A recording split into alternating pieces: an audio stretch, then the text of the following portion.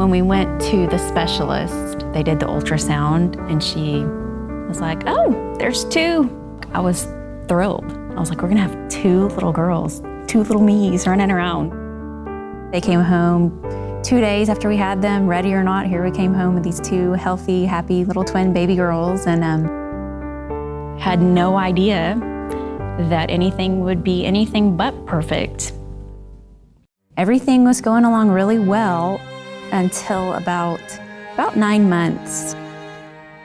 Kaylee was starting to crawl, whereas Kenzie was still just sitting, and not sitting that well, but not trying to crawl, not trying to move forward with anything. And then Kenzie also started having just a lot of screaming fits, just uncontrollable screaming for hours on end. And we went to the doctor, the pediatrician, over and over trying to figure it out, and nothing. So we were just spending all day trying to soothe her. And when there's something wrong with your kid, you don't sleep at night and look for every possible thing. So just from spending time typing in every symptom she had, I came across Rett syndrome. Rett syndrome is a neurodevelopmental disorder caused by a mutation in the MECP2 gene, and it mainly affects girls.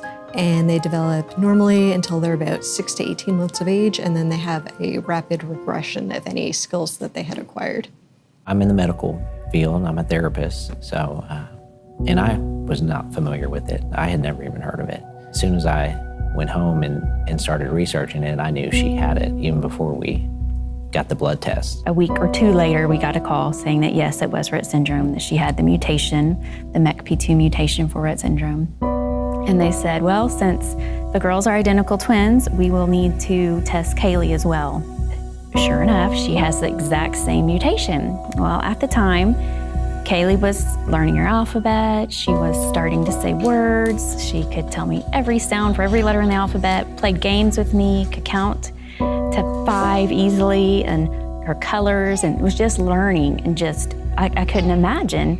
About 6 months later, Kaylee started having the same just emotional outbursts like Kenzie had went through, just screaming all day long.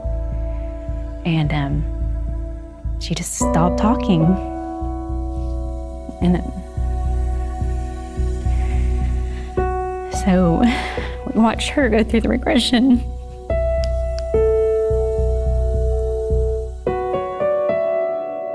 Being a dad, you want to help your children and fix this, and this is something I can't fix. So it's very hard.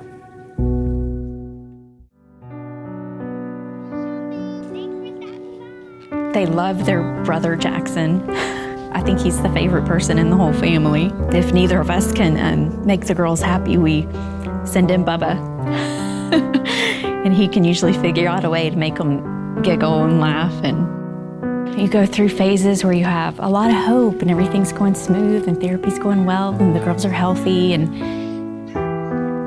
then there'll be times where they're sick and they're struggling and things are hard and there's a lot of screaming and you don't understand what's going on and a lot of sleepless nights. And so you go through these phases of grief that never go away. I mean, when you first have children, you think they're gonna go to do everything just like you and be involved in activities at school and go to prom and go to college. And now we just want Kaylee to be able to say some words to us, and Kenzie too.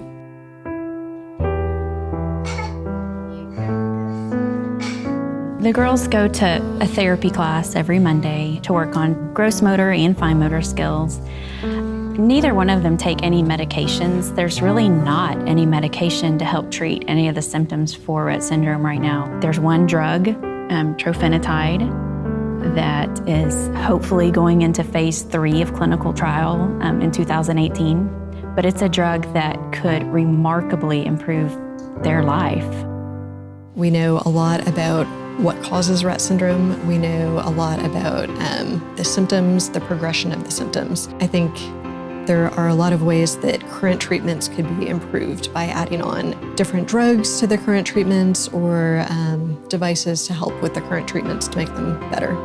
There's a small community here of engineers and neuroscientists that are working together to really push some of these therapies forward There's a lot of science being done, so preclinical research and animal models, but really everyone is laser focused on moving this forward into patients. So that's just a really exciting time to be working on neurological disorders here. We're not without hope at all. We know that there's things out there that if we get involved and stay involved, that we'll be able to possibly see good things for our girls and thousands of others with Rett syndrome. Our pediatrician had never seen it. I'd never heard of it. Other than pediatric neurologists, a lot of physicians don't even know about it. So it needs to get out in the spotlight. They need lots of funding to help it. Every bit counts. Yeah, the silver lining in this is people want to help and people, rally around you. We're in this to make things better for our girls, and we're not going to give up.